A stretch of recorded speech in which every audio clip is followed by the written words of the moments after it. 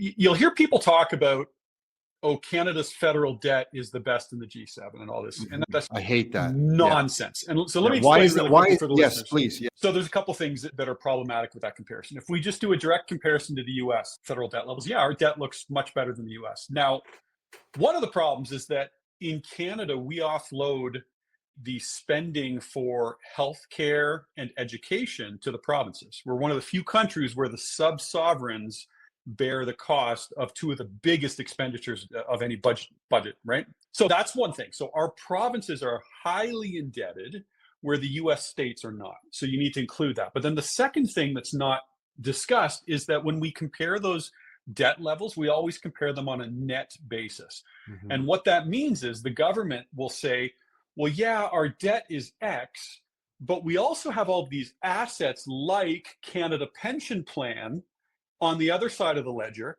And so if you net out those assets, our net debt's actually much lower. Now, when you tell Canadians that the federal government includes their pension assets as their own government assets and offsets the debt against those, most people are like, well, that doesn't make any sense. If the government got into trouble, are we okay with them taking our pension assets to pay their creditors?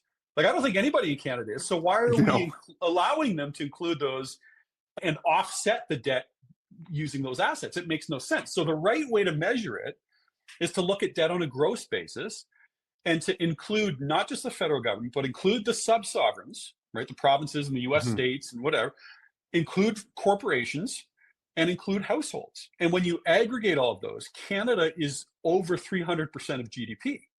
Now, for context, the US is about 250. So both quite high, but we're considerably more sensitive in the US. We're really one of only about half a dozen countries in the world that has gross total debt above 300% of GDP. So it is concerning. And when you think about it from kind of a first principles, it's like, what do governments do when they have too much debt?